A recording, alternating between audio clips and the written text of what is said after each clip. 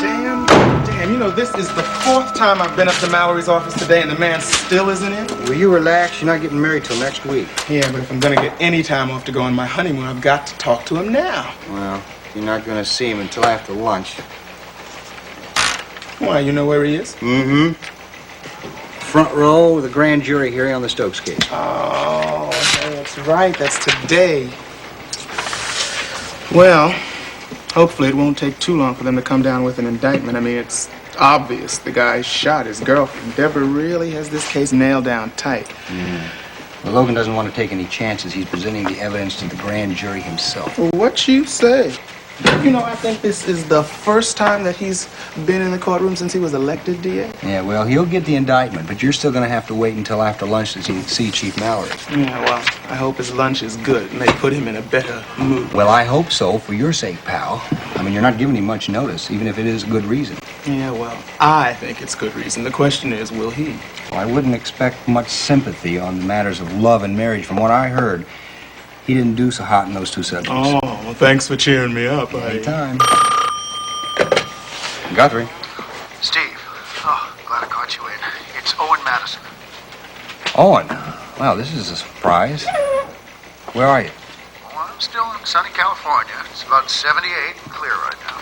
Yeah, well, it was 28 and very cloudy when I came on work today. What you doing?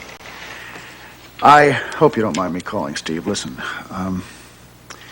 it's about Deborah. Really? What? I'm worried about her.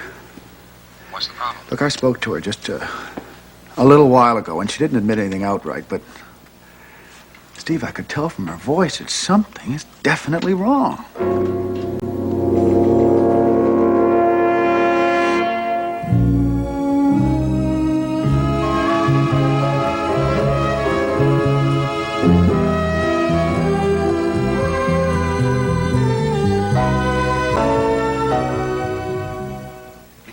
Well, maybe you woke her up.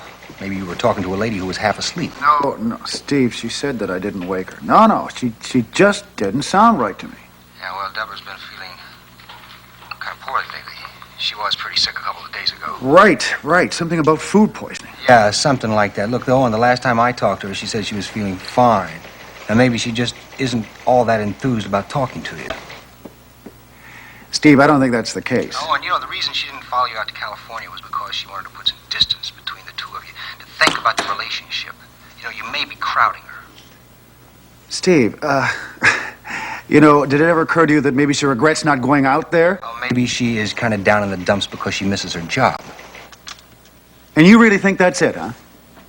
Well, as soon as she gets back on active duty, maybe her spirits will brighten. I see, and everything will just be all right. Oh, God. Well, who knows? Maybe you're right. I know I'm right. So how are things going for you? How's the movie? Oh, it couldn't be better. An editor I've worked with on several pictures is here with me right now, cutting Mansion of the Damned for me. Yeah, well, I'm looking forward to seeing that. Well, you may get a chance sooner than you think, actually. The post-production's going pretty well, and I am now negotiating with a couple of major distributors who are now vying to see who will get the privilege of releasing it. Well, that sounds encouraging. Yeah, well, of course, we can't have any definite commitment until they see the rough cut. Hey, Owen, how long do you think it's going to be before you're coming back to Monticello? I can't even guess, Steve, but I'm going to be back. Terrific. I'm sure I'll be very envious of your California tan. Steve, listen, about Deborah. Now, look, I know that you care about her. That's a very, very good observation. For whatever reason, she really didn't sound too good when I speak to her. Now, just do me a favor, will you? Just keep an eye out, all right? Just make sure that she's doing okay. I have every intention of doing that, Owen. You don't have to ask. I know what I want to do anyway. Oh, God, Steve. Listen, just take care of yourself, okay? I'll talk to you soon. Good luck on your movie.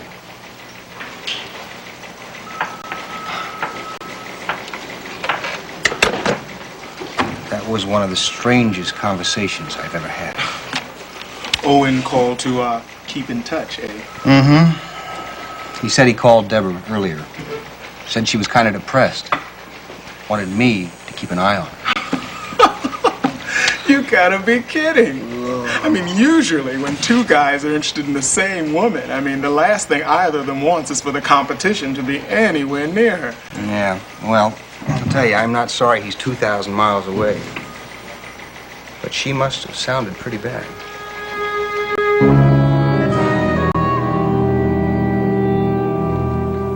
I think it's all over but the shouting for Mr. Stokes. You managed to paint him into a corner. I don't think he'll be able to get out. Painted himself into a corner when he killed his girlfriend. Women just aren't worth getting jealous over. It's too bad we couldn't bring up his attempted escape from police headquarters. I made a motion to include that in the charges, but the judge felt that would prejudice the murder count. I don't suppose it really matters. He's going to get what he deserves. You did a good job this morning, Logan. Thank you. It's nice to know that I can bring you a case and have a fair shot at an indictment. You're not only a hell of a lawyer, but you do your homework. Well, I've got the time. These days, the only things making any demands on my concentration are my job and my son. It's pretty obvious to see the other night. You really love that little kid an awful lot. He's a very special little boy. He's very lucky to have you as a dad. Oh, yeah? I'll remember that. I'll remind him of that when he's 16 and wants to borrow the car, and I tell him no. You'll probably buy him a car for his 16th birthday. Logan, why do I get the feeling that you're going to spoil Jamie rotten? Because I probably will. I'll tell you right now, I'm trying to think what to get him for a birthday present and a Christmas present. He was born on Christmas Day. Oh, he's going to really clean up. Gonna pick up a Christmas tree as soon as I have a little spare time and sort of psyching myself up to brave the mobs and the department stores. I was thinking about dressing up in one of those Santa Claus suits, you know, on Christmas morning, but I don't know. He may not be old enough to appreciate that. You really are looking forward to his first Christmas, aren't you? Yes, I am. A little curious, though, as to whether or not Raven will send him a present. Well, I suppose it doesn't matter. This is the season for goodwill towards all mankind. I suppose that includes ex-wives? Having some fond thoughts about Ivy, are you? Take the Fifth Amendment on that one. What are you going to do for the holidays, anyway? I don't have all that much to celebrate this year. Oh, I don't know. You got yourself a pretty good job. Probably have to spend all the celebrating season in my office trying to prove I deserve the job. No family to visit, friends? I'm not much for reunions. How about a vacation? A little skiing in Aspen? Sun in the Caribbean? Be a lot of attractive single young ladies be doing the same thing. I haven't been on this job long enough to take a vacation. Besides, there's nowhere I want to go. Well, you're welcome to spend the day with me and Jamie and Geraldine if, That's real nice of you, Logan. I'll let you know, okay? Hey, look who's here. Goodness gracious. WMON star reporter. It's Nicole Cavanaugh Drake. Logan. Hello. Derek, hi. Logan, you were wonderful at court this morning. Well, you have a family. I'm going to have to call Margot, make sure you cover all my trials. Thank you, but I don't really enjoy covering murders. This one was a little bit too grisly for me. Things are getting a little crowded here today. I don't see any point in you waiting around just to eat alone. Why don't you join us? Please, please. Only if you're not talking business. I don't want to interrupt anything. Oh, what are you talking about? Sit down. No, We'll enjoy your company. persuade me. Oh, we're a very persuasive pair. People are remarking on it.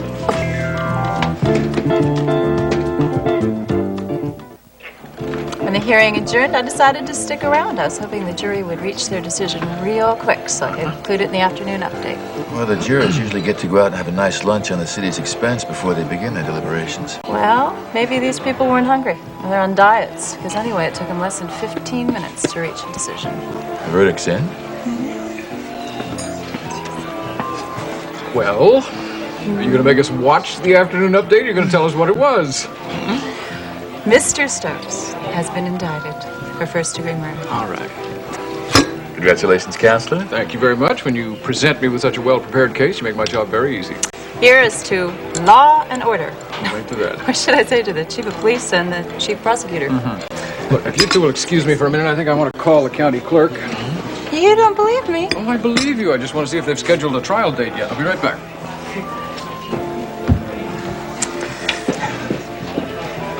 I keep trying to tell people the system really works. Well, slogan says a Cracker Jack police force makes it a lot easier. Well, this case was about as airtight as they come. From what I understand, Deborah Saxon deserves a lion's share of the credit. Well, she was the arresting officer. Arresting officer? Deborah did all the canvassing. She put the pieces together. She's the person who All right, if you want me to say that we have Detective Saxon to thank for this indictment, I'll say it. It's the first time I've heard you admit it. Nicole, I'm not in the habit of singling out any one officer and praising them for what they're paid to do. Now, all my officers are part of a team that has no superstars. Just would seem fair that Deborah receive a little bit of recognition for her effort. Well, I'm sorry, it's just not in my budget for a ticker-tape parade. Well, how about a pat on the back? Well, it'll be duly noted in her service record. Derek, I can think of something that would mean a great deal more to Deborah. What might that be? Being returned to active duty. She will be in a little over a week. She needs to go to work now. Hey, do I tell you how to write your stories? Fair enough. You know, just a thought. You know, when we were having dinner the other night, you said to Miles and me that you had learned that it was very important to project the proper image. Well, I don't know if you're aware of this, but you're beginning to get a reputation around town as being the chauvinistic chief of police. I was hoping your subtle hints about rescinding Deborah's suspension might have been filed and forgotten. Always had this persistent streak. Really mean a lot to you if I lifted her suspension, wouldn't it? Yeah, it would. Well, I'm a difficult man to persuade. If I asked you as a favor, from friend to friend, would you agree? Well, you're a dynamite reporter. You had all your facts straight. Mr. Stokes is a resident of the city jail awaiting trial, with no chance of bail. Now, what person could ask for anything more?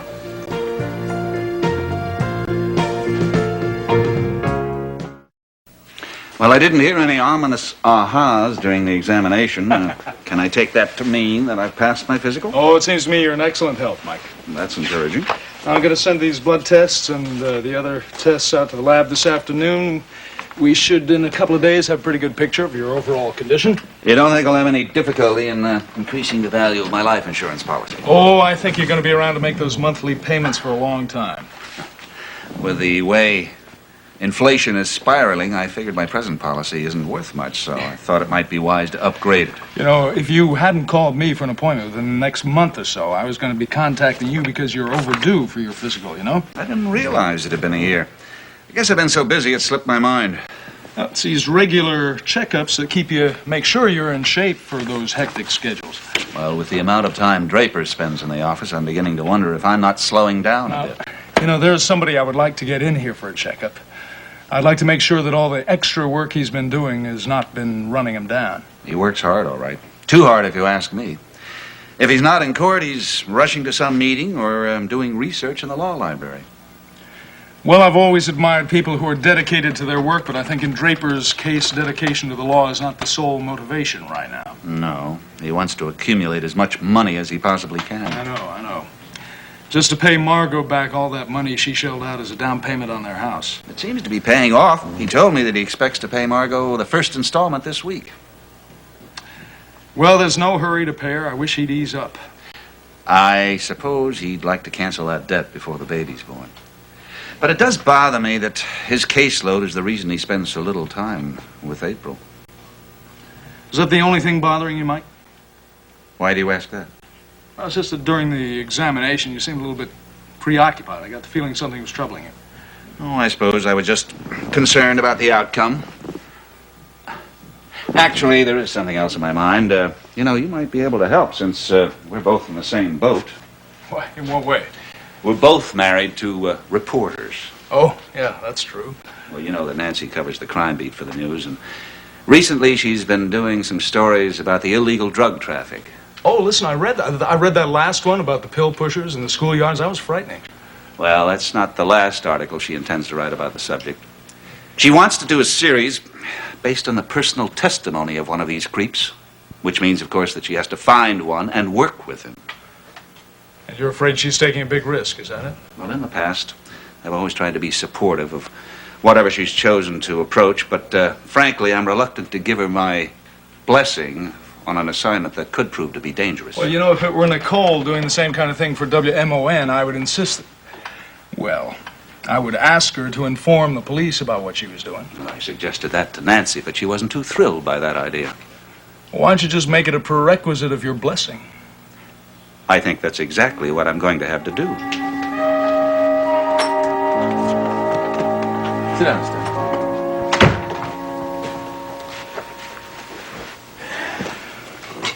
My secretary says that you've been trying to meet with me for the better part of the day. Yes, I guess I knocked on your office door once or twice this morning. Well, I hope you haven't been neglecting your assignments just to hang around headquarters waiting to see me. Oh, no.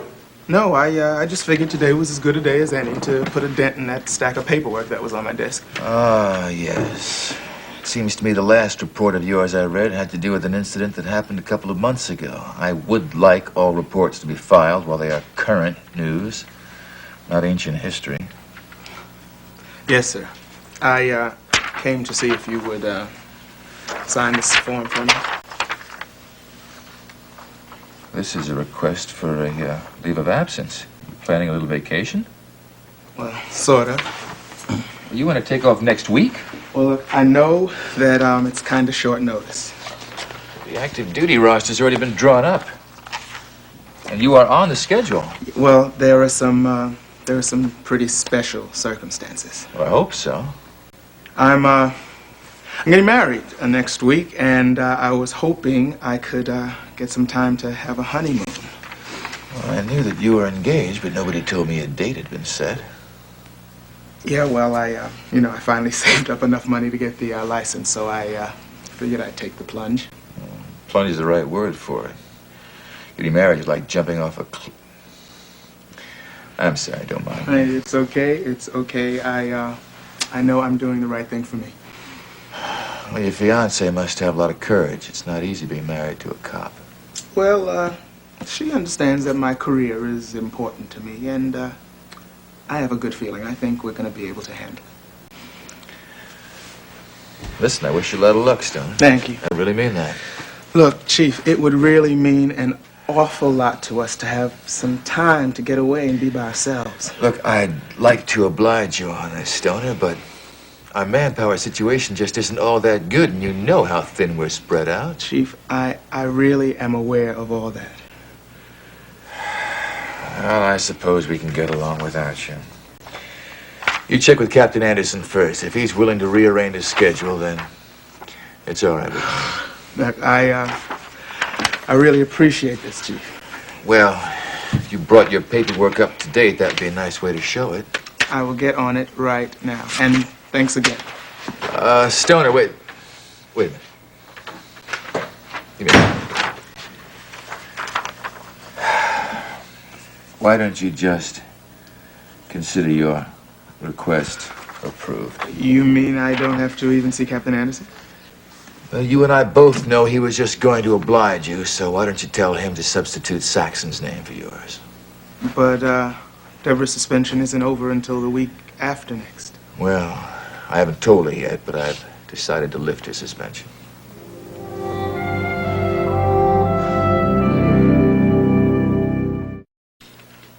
Well, thanks to some nice detective work on the part of Detective Saxon, we managed to get an indictment against Earl Stokes this morning. All right. I'm glad to hear that. Deborah did an awful lot of work on that investigation. Well, I still believe I was right in suspending her for her carelessness, but I also suppose it would be unfair to just ignore her positive contribution. Yeah, well, look, I really think that Deborah's aware that that was one hell of a mistake she made, and it really isn't like her to let something like that happen again. Well, I also didn't want people thinking I was just coming down on her because she was a woman. I haven't heard any rumors around here to that effect. But She's really going to be glad to get this news. I can promise you that.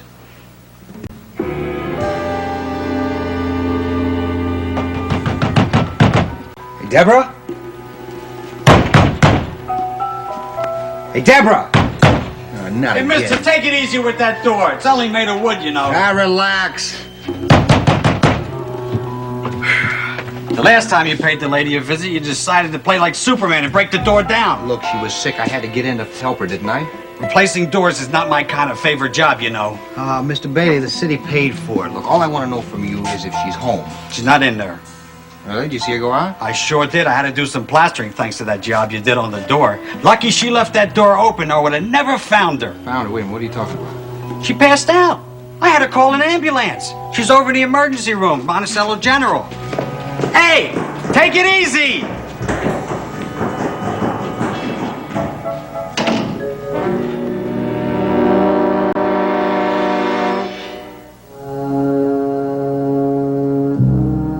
Seems as though a harmony is hard to find,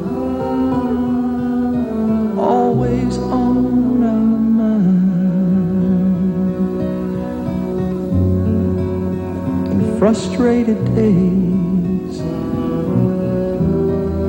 pass without sight, the edge of night